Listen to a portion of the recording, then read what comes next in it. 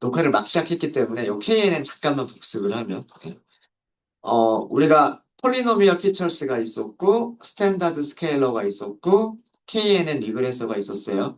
파이프는 어떤 순서로 연결을 했냐면 우선 다차항들을 먼저 추가하고 그거를 각각 특성 스케일링을 하고 그리고 예측기를 연결하자라는 순서로 KNN을 만들었었습니다.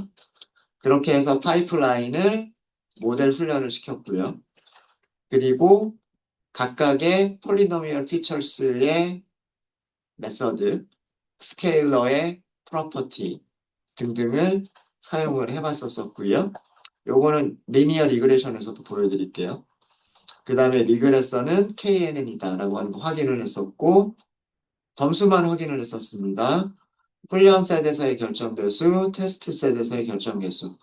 보니까 그 현재까지 우리가 테스트했었던 세 개의 그 모델들 중에서는 가장 좋은 점수들을 보여주고 있다라고 하는 거를 살펴봤고요. 자, 이번에는 선형획이에요. 선형획인데 파이프라인을 만드는 순서는 똑같이 할 거예요. 첫 번째는 폴리노미얼 피처스, 다차항들을 추가를 할 거고요. 그 다음에 다차항들이 추가가 되면 변수가 14개에서 14개로 바뀌어버린다 그랬죠? 14개를 각각 스케일링을 할 거고요. 그런 다음에 회기를 할 거예요. 리그레서를 할 거죠. 여기서 우리가 사용할 리그레서는 리니어 리그레션을 사용할 겁니다. 네, 이렇게 하면 파이프라인이 만들어지겠죠. 이렇게 하면 파이프라인이 만들어지고요. 이 파이프라인을 훈련을 시킵니다. 훈련을 시킬 때는 훈련셋 그리고 훈련 레이블을 같이 주시면 되죠. Y 트레인을 같이 주시면 돼요. 자, 그럼 여기 그림에서도 나와 있듯이 어, 훈련 세트가 파이프 라인으로 들어가죠. 파이프 라인의 첫 번째 파이프는 폴리노미얼 피처스예요. 그래서 원래 트레인에는 변수가 4개만 있었어요. 근데 이차항들이 추가가 되니까 10개 변수들이 더 추가가 됩니다. 그럼 14개의 변수가 되겠죠? 걔네들을 스탠다드 스케일링, 표준화를 진행을 합니다. 그럼 14개의 변수들이 전부 다 0과 평균이 0, 표준 편차가 1이 되겠죠. 모든 변수들이 동일한 스케일로 바뀔 거예요. 그런 다음에 선형회귀를 하는 거죠. 자, 선형회귀를 한다는 얘기는 뭐예요? 선형회귀를 한다는 얘기는 선형회귀 방정식을 찾는다는 얘기잖아요. 이런 선형회귀 방정식을 찾는다는 얘기죠. 맞아요? 이런 선형회귀 방정식을 찾는다는 얘기니까 특성들한테 곱해주는 값들이 있을 거고요. 그게 개수. 그 다음에 무조건 더해주는 절편이 생기게 되겠죠. 선형회귀를 하고 나면 선형회귀가 찾아주는 건 훈련을 통해서 선형회귀 훈련을 통해서 찾아지게 되는 거는 각각의 특성들에 곱해주는 개수들과 그 다음에 무조건 더해주는 상수항인 절편을 찾는 거예요. 자, 그럼 어떻게 찾았는지를 하나씩 살펴보면은요. 파이프라인에서 우리가 위쪽에서 보시면 이름을 폴리라고 줬었어요. 폴리 이렇게 줬었죠. 이름을 폴리라고 줬죠. 그렇게 하니까 요 첫 번째 요것만 딱 찾아주죠. 여기에서 아까 썼던 거예요. get feature names out 이렇게 하면 어떤 순서로 이 차항들이 포함이 됐는지를 알 수 있다라고 말씀을 드렸죠. 그죠? 원래 물고기는 4개의 특성들이 있었고, 그 4개의 특성들을 각각 곱해서, 그죠? 제곱을 하거나 다른 변수들과 곱해서, 다른 변수들과 이렇게 곱하는 것을 인터랙션이라고 얘기하는 거예요. 길이와 대각선을 곱해주는 거, 길이와 키를 곱해주는 거, 길이와 두께를 곱해주는 거, 이런 것들을 인터랙션이라고 하는 거예요. 그러니까 제곱항들뿐만 아니라 제곱항들뿐만 아니라 인터랙션도 같이 만들어주는 거. 이게 그 폴리노미얼 피처스가 하는 역할이에요. 아, 참고로 이렇게 한번 해볼까요? 어, 여기다가 하나를 더 추가해 볼게요. 아까 인터랙션 only라고 하는 게 있었죠. 인터랙션 only가 원래 false였었잖아요. 그죠? 인터랙션 only를 true로 바꿔볼게요. 자, 이렇게 해서 파이프라인 새로 만들고요. 그 다음에 훈련 다시 시키고요. 그리고 폴리노미얼 피처스들을 볼게요. 이차항들의 개수가 훨씬 줄어들었죠. 어떤 이차항들만 만들어줬어요? x제곱이 있어요, 없어요? x제곱이 없어요. 그죠? 어떤 이차항들만 만들어졌냐면 서로 다른 변수들끼리 곱해서 만들어지는 이차항들. 그죠? 이게 인터랙션이에요. 이런 인터랙션들로만 이차항을 만들겠다라고 하는 게 그게 인터랙션 only예요. 무슨 말인지 아시겠죠? 음. 요거는 다시 원래대로 되돌리겠습니다. 이거 여기는 다시 뺄게요. 그래서 include bias만 false로 만들어서 다시 파이프라인 다시 만들고 다시 훈련시키고 폴리노미얼, 스탠다드 스케일러, 리니어 리그레션 그리고 폴리노미얼 찾아보시면 네, 이렇게 더 많아졌죠. 각각의 변수들의 이차항들과 서로 다른 변수들을 곱해서 만들어진 인터랙션들을 포함시켜서 이차항들을 만들어낸 것을 보실 수가 있으세요. 스탠다드 스케일러는 똑같은 평균값과 똑같은 표준 편차들을 찾았겠죠. 네, 그거는 확인 안 할게요. 그냥 간단하게만 보고 넘어갈까요? 스케일러. 스탠다드 스케일러죠. 스탠다드 스케일러니까 무슨 속성을 사용할 수 있냐면 min. 그럼 평균값 14개. 평균값 14개는 이런 순서대로 평균값들이란 얘기예요. 그죠? 분산 확인 안 할게요. 자, 그 다음에는 파이프라인. 여기 뭐가 있었냐면 리그레서가 있었죠. 리그레서. 이 이름들은 아무렇게나 제가 쓰는 게 아니고요.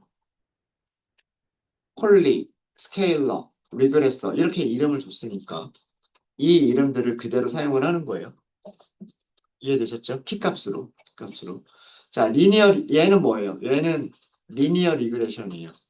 리니어 리그레션은 훈련이 끝났으면 뭘 알게 돼요? 코이피션트들을 알게 돼요. 그죠?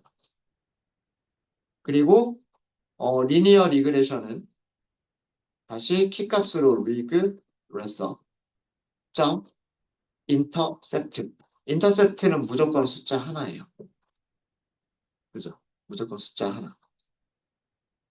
1차원 배열이죠. 그죠? 몇 개의 개수들을 가지고 있는 14개의 개수들을 가지고 있는 1차원 배열, 그리고 얘는 숫자 하나를 가지고 있는 상수항. 이렇게 되는 거죠. 이해되셨습니까? 그러니까 선형회귀는 뭘 한 거다? 선형회귀는 이 14개의 특성들에 곱해주는 개수들을 찾은 거죠.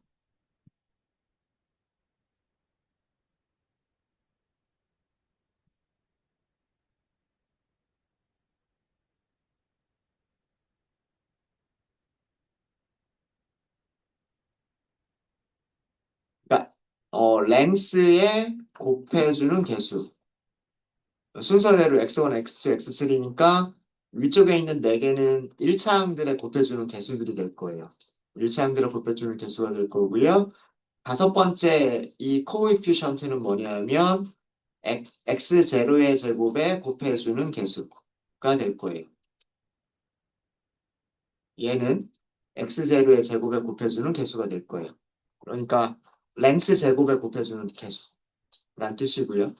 그 다음에 이 숫자는 x0 곱하기 x1이죠. 그러니까 이거는 랭스 곱하기 다이어고날로 만들어진 특성. 그 특성에 곱해주는 개수. 그 다음에 여기 있는 숫자는, 죄송합니다. 요거는 3개씩밖에 없었군요. 죄송해요. 하나, 둘, 셋, 넷. 요게 5번째군요. 이게 5번째니까 하나, 둘, 셋, 넷. 요거네요. 그죠? 제가 개수를 좀 잘못했어요. 그 다음에 얘가 여기에 곱해주는 개수, 얘가 여기에 곱해주는 개수. 이런 의미인 거예요. 그러니까 숫자가 맞아야 돼요. 이게 왜 14개가 나왔는지 아셔야 돼요. 원래 특성들이 4개가 있었고, 거기에 이차항들을 추가하니까 10개가 더 추가가 됐고, 그럼 선형회계에서 필요한 개수는 총 14개의 개수들이 필요하겠죠. 그래서 여기 숫자들 개수 세보면 14개가 되는 거예요. 상수항은 무조건 하나죠. 그래서 이걸로 선형회계식을 만들 수가 있다는 얘기예요. x 곱하기 코이피션트 더하기 인터셉트. 이런 식으로 선형회계식이 나온다는 얘기예요. 물고기의 무게 예측은 특성 곱하기 그 다음에 여기 코이피션트 더하기 그리고 인터 인터셉트 이런 모양의 그 선형회기식이 나온다는 얘기죠. 네, 이해되셨습니까? 그래서 훈련이 끝난 선형회기가 찾은 절편이에요, 절편. 그럼 예측도 할 수 있겠고, 그 다음에 그 예측값도 찾을 수가 있겠죠. 예측값도 찾을 수가 있을 거고, 그리고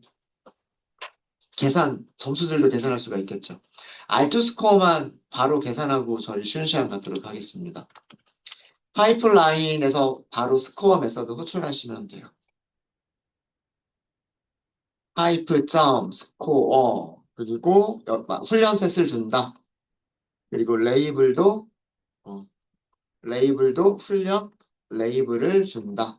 이렇게 하게 되면 얘는 뭘 계산한 거냐면 훈련셋에서의 결점 개수를 알려주게 되는 거고요. 선형회기가 점수가 이제는 제일 좋게 나왔네요. 근데 또 이거는 훈련셋을 잘 맞춘다는 얘기고요. 테스트셋도 잘 맞출지는 모르는 거예요. 그러면 파이프.스코어 x는 x테스트 그다음에 y는 y테스트 이렇게 해서 테스트 셋에서의 결정 배수도 살펴보면 0.94가 나왔군요. 과대적합이 좀 있기는 하네요. 그죠? 훈련셋은 거의 오차 없이 잘 예측을 하는 것 같고요. 음. 테스트 셋도 0.949, 반올림하면 0.95 정도가 되잖아요. 0.95 정도의 점수를 보여주고 있습니다. 아까 KNN은 얼마였나요? 0.98이었죠. 그러니까 일반화 성능으로 보면 테스트 셋의 점수를 일반화 성능이라고 얘기합니다. 테스트 셋의 점수로 보면 사실은 KNN이 더 좋은 거예요. 훈련셋 점수로만 보면 선형외기가 더 좋은 것처럼 보이지만 학습되지 않은 데이터들이 들어왔을 때 예측하는 성능으로 보면 선형외기는 KNN보다는 조금 낮아요. 이런 게 뭐냐면 과대적합이 크다라고 하는 거예요. 훈련셋은 굉장히 잘 맞추고 있는데 테스트셋에서는 점수가 떨어진다. 이런 것을 그 과대적합이 크다라고 얘기를 하는 겁니다. 물론 얼마 이상 차이가 났을 때 과대적합이 크다라고 하는 명확한 기준은 없어요. 뭐 0.1 이상이 차이가 났을 때 뭐 이런 명확한 기준이 있는 건 아니고요. 그런 건 아니고 서로 다른 모델들끼리 비교를 해보시는 거예요. 지금처럼 뭐 KNN과 리니어 리그레션을 비교를 해본다거나 리니어 리그레션과 디시전 트리를 비교를 해본다거나 서포트 벡터 머신과 비교를 해본다거나 랜덤 포리스트와 비교를 해본다거나 그렇게 여러 개의 다른 모델들과 비교를 해보면서, 비교를 해보면서, 어, 훈련세 테스트 점수가 다 좋고, 그 차이가 적고, 그런 모델들을 찾아나가는 거예요. 그래서 뭐 과대적합이 있다라고 얘기를 하는 거고요. 과대적합이 뭐 얼마 이상이기 때문에 과대적합이 매우 크다라고 하는 그런 절대적인 기준이 있는 건 아니에요.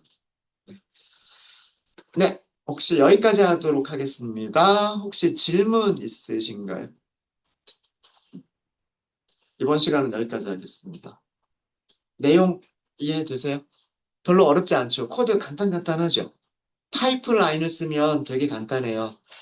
훈련세, 테스트셋 나누고 어떤 순서로 진행할 거다라고 파이프라인을 만들어주고 그다음 파이프라인을 그냥 머신러닝 모델이라고 생각하세요. 훈련시킨다, 그 다음에 예측한다, 접수 계산한다. 그렇게 생각하시면 됩니다. 그러면 저희 잠깐 쉬었다 하도록 하겠습니다.